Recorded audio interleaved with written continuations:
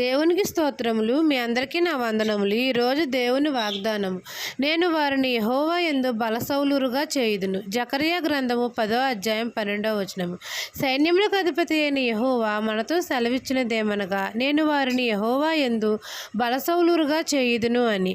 మనం అందరము మన తండ్రి అయిన యెహోవాను ఆశ్రయించినప్పుడు మన తండ్రి మనకు రక్షణ కలుగజేసి మనకు తోడై ఉంటాడు. మన తండ్రి మన పక్షమును యుద్ధం చేస్తాడు కాబట్టి మన శత్రువులను త్రొక్కు పరాక్రమ సౌలురుగా మనల్ని చేస్తాడు. మన ప్రభువు మనల్ని ఏలవేసి పిలిచి మనల్ని అందరినీ సమకూర్చుతున్నాడు.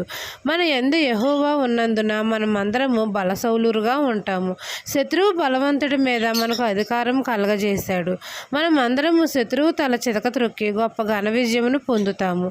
దేవుడిచ్చి బలశౌర్యమును బట్టి మనమందరం హృదయపూర్వకంగా ఆనందించాలి, ఉల్లసించాలి. ఆయనకు కృతజ్ఞతాస్తుతులు తెలపాలి. అన్యుల ఎదుట ఆయన నామాన్ని స్మరించుచు ఆయన నామాన్ని ఘనపరచాలి, మహిమపరచాలి. ఈ దిన వాగ్దానం నా జీవితంలో నెరవేరాలని కోరుకుంటూ దేవుని సువార్త పరిచర్యలో మీ సహోదరి. ఆమెన్.